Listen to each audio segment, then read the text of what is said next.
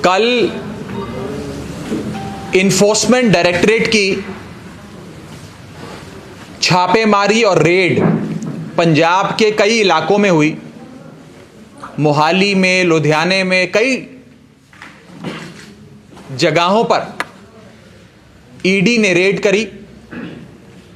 Illegal sand mining यानी कि नाजायज रेते की चोरी, रेता खनन की रेड, उस सिलसिले में, उस मसले में रेड हुई। और रेड पंजाब सूबे के मानयोग मुख्यमंत्री चरणजीत सिंह चन्नी के अपने भतीजे के घर पे हुई, अपने भतीजे के ठिकानों पे हुई। कल इस ईडी की रेड में यह सामने आया कि भूपिंदर हनी जी, ये हमारे पंजाब सूबे के मानयोग मुख्यमंत्री चन्नी साहब के भतीजे हैं, उनके रिश्तेदार हैं।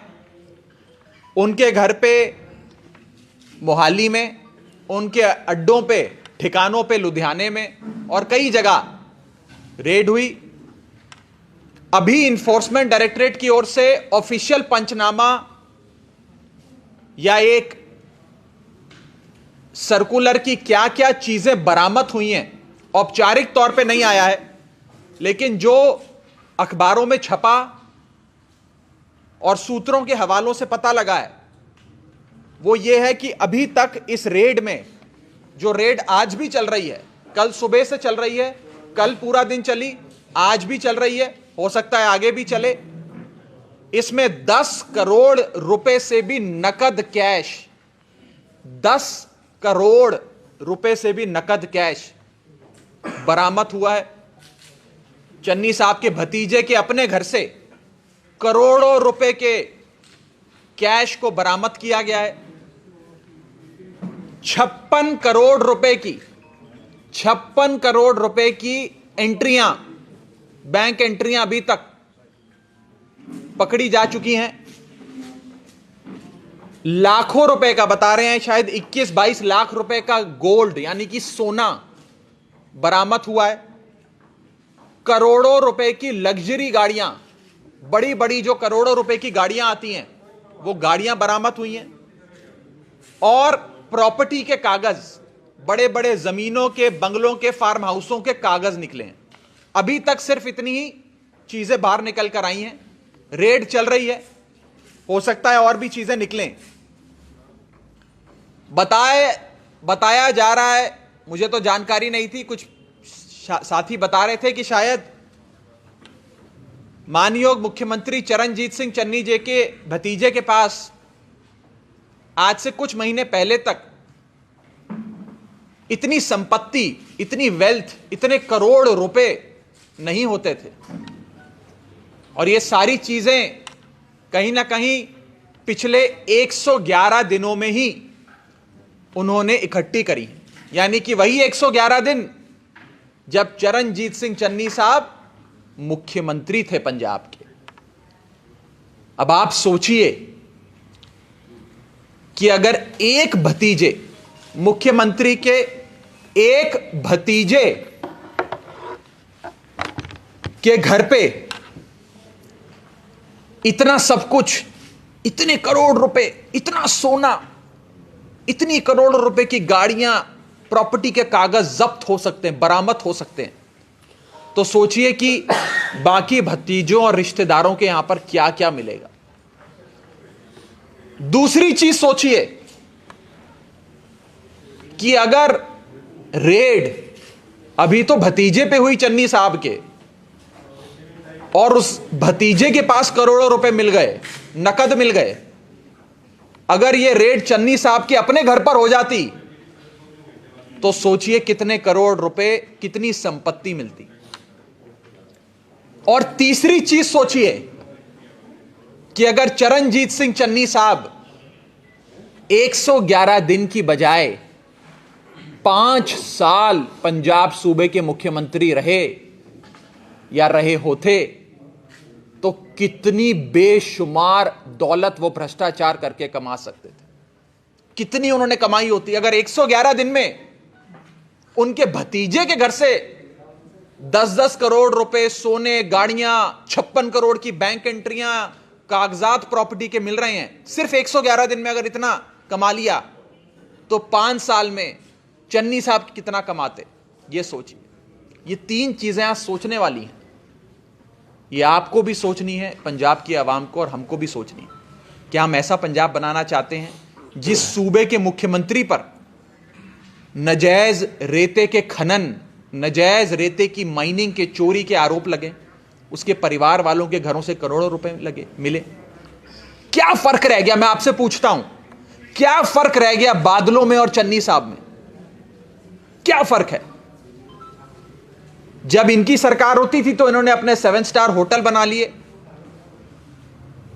ट्रांसपोर्ट माफिया से लेकर केबल टीवी माफिया शुरू कर दिया। अब चन्नी साहब की सरकार आई तो वो खुद रेता माफिया बनके करोड़ों रुपए कमा रहे हैं। बड़ी बड़ी एजेंसियों की रेडें इन पे हो रही हैं। क्या फर्क रह गया बादलों में और चन्नी साहब में? ये मैं आज पूछना चाहता हूं। और हमारे कुछ 2-3 सवाल हैं। पहला सवाल कि कहां से चरणजीत सिंह चन्नी साहब के भतीजे के पास करोड़ों रुपए, 56 करोड़ की बैंक एंट्रियां, लग्जरी गाड़ियां, प्रॉपर्टी के कागजात, इतना सारा पैसा, इतनी सारी दौलत कहां से आई? पहला सवाल। दूसरा सवाल, चन्नी साहब के परिवार में और कौन कौन है जिसके पास इतनी बेशुमार दौलत पिछले 111 दिन में, मुख्यमंत्री के 111 दिन के कार्यकाल में आई? मेरा तीसरा सवाल,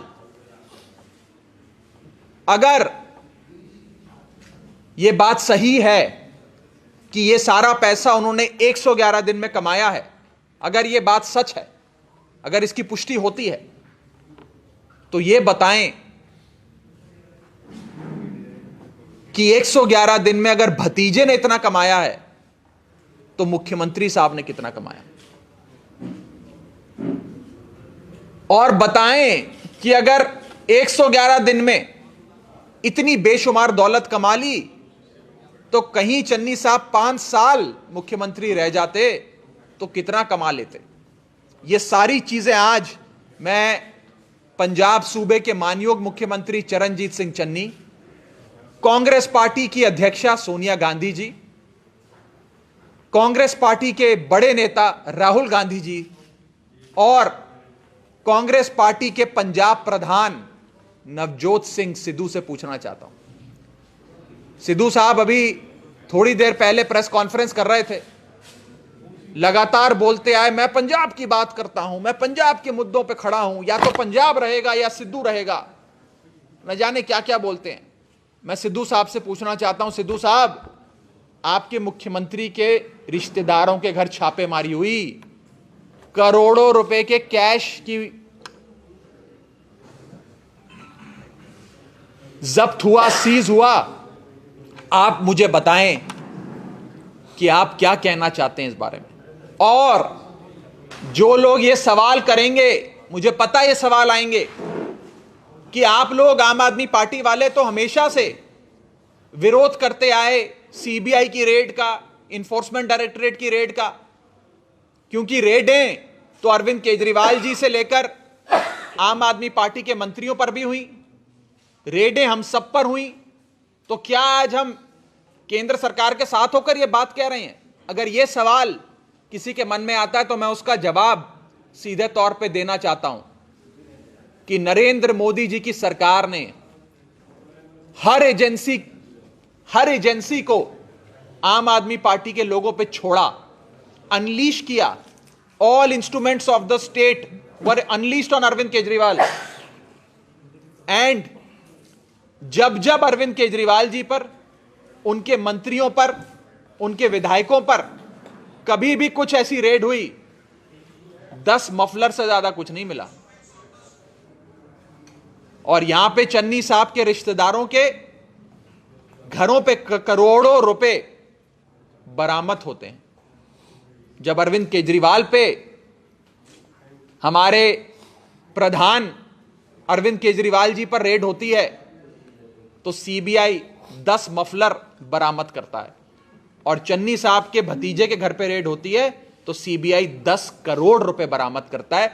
यह फर्क है आम आदमी पार्टी में और कांग्रेस पार्टी में। मैं ये चीज साफ तौर पे आज कांग्रेस पार्टी के सामने रखना चाहता हूं, पंजाब की आवाम के सामने रखना चाहता हूं।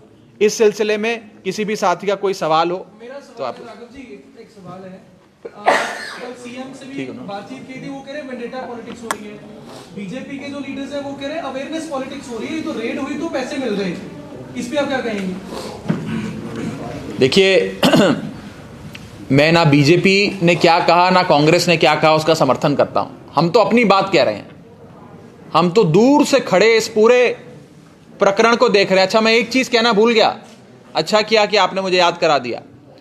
आज से कुछ हफ्ते पहले आम आदमी पार्टी, मैं खुद चमकौर साहब हलके, जो मुख्यमंत्री चरणजीत सिंह चन्नी साहब का अपना हलका है, उसमें जाकर कैमरों के सामने लाइव रेड कर कर मैंने एक्सपोज किया था, आम आदमी पार्टी ने यह एक्सपोजे किया था कि कैसे चन्नी साहब के अपने हलके में इलीगल सैंड माइनिंग चल रही है। दरिया के किनारे चमकौर साहब हलके में, चन्नी साहब के अपने हलके में नाजायज रेते की चोरी चल रही है। जंगलात विभाग की वो जमीन है लेकिन वहां नाजायज रेता चोरी चल रही है। ये हमने खुद कैमरे पे एक्सपोज किया था। तब चन्नी साहब ने मुझे गालियां दी, मेरे नेता अरविंद केजरीवाल जी को गालियां दी, लेकिन जवाब नहीं दिया। आज हमारी वो रेड, हमारा वो एक्सपोजे कहीं ना कहीं पत्थर की लकीर साबित हुआ है, और आज इलीगल सैंड माइनिंग के केस में चन्नी साहब के रिश्तेदारों के घरों से करोड़ों रुपए बरामद हो रहे हैं। सर, रणदीप सुरजेवाला जी कह रहे हैं कि ईडी का नया नाम है इलेक्शन डिपार्टमेंट। अगर ऐसी रेड हो रही है उनके रिलेटेड पे, उसमें सीएम का कोई नहीं है। अगर ये रेड पॉलिटिकली मोटिवेटेड है, मान लेते हैं, फर्ज करते हैं कि ये रेड राजनीतिक कारणों से, क्योंकि चुनाव पास हैं, सियासी कारणों से कराई जा रही है, तो इस रेड में 10 करोड़ रुपए कहां से आ गए भाई? इस रेड में 56 करोड़ की एंट्रियां कहां से आ गई भाई? इस रेड के अंदर करोड़ों रुपए की लग्जरी गाड़ियां कहां से आ गई भाई? इस रेड में फार्म हाउस और बड़े बड़े होटलों के कागजात कहां से आ गए? जब हमारे ऊपर रेड होती है तो 10 मफलर मिलते हैं, चन्नी साहब के ऊपर रेड होती है तो करोड़ों रुपए कैश मिलता है। कोई करोड़ रुपए, 10 करोड़ रुपए अपने घर पे कैश रखता है? पैसा कहां से आया? ये किसका पैसा है?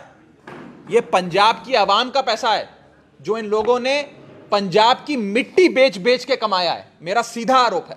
उनका कहना है कि सवाल है मेरा ये, इसमें लगता है आपको कि कैप्टन अमरिंदर सिंह का भी जो है वो हाथ है रेड में, क्योंकि 2018 में जिस एफआईआर के आधार पे ये रेड हुई है वो कैप्टन मेरे भाई हाथ जिस मर्जी का हो, मुझे हाथ से मतलब ही नहीं है। मैं तो कह रहा हूं, फर्ज करते हैं कि सियासी कारणों से, सियासत के चलते रेड हुई। अगर सियासत के चलते भी रेड हुई तो चन्नी साहब तो कहते हैं मैं बड़ा गरीब हूं, मेरे पास तो धन दौलत संपत्ति नहीं है, मैं तो बड़े गरीब घर से आता हूं। हो सकता है गरीब घर से आते हो, मैं उस पर मना नहीं कर रहा, लेकिन गरीब घर से आते हुए 111 दिन में अगर उस गरीब घर के एक इंसान ने पंजाब को इतना लूट लिया कि उसके एक रिश्तेदार के घर से करोड़ों रुपए मिल रहे हैं, तो सोचिए बाकियों के यहां क्या होगा, चन्नी साहब के यहां पे क्या होगा? ये सवाल खड़े होते हैं। मैं मान लेता हूं कि सियासी कारण है, मैं मना नहीं कर रहा, पर फिर पैसा कहां से आया? सियासी कारणों से, जब पॉलिटिक्स के चलते जब अरविंद केजरीवाल जी पे रेड होती है तो 10 मफलर मिलते हैं, और जब चरणजीत सिंह चन्नी साहब के रिश्तेदार के घर रेड होती है तो 10 करोड़ रुपए मिलते हैं। यह फर्क है। सर, अभी रणदीप सुरजेवाला जी का बयान आया कि केजरीवाल जी ने दिल्ली में चौटाला मॉडल को अपनाया शराब को लेकर, और किसने बोला है? केजरीवाल जी ने दिल्ली में, नहीं, बयान किस? सुरजेवाला, और केजरीवाल जी ने पोंटी चड्डा मॉडल भी अपनाया हुआ है दिल्ली में। क्या इस पे मैंने जवाब देना? बोलने दीजिए। रणदीप जी न जाने क्यों ऐसे बयान दे रहे हैं। मैं रणदीप जी से कहूंगा, अपनी पार्टी जो उनकी पंजाब में पूरी तरीके से बिखर चुकी है, सिद्धू चन्नी से लड़ते हैं, चन्नी झाकड़ से लड़ते हैं, झाकड़ प्रताप बाजवा से लड़ते हैं, प्रताप बाजवा फतेहचंद बाजवा से लड़ते हैं, कोई राजावरी से लड़ता है, कोई सिद्धू मूसेवाला से लड़ता है।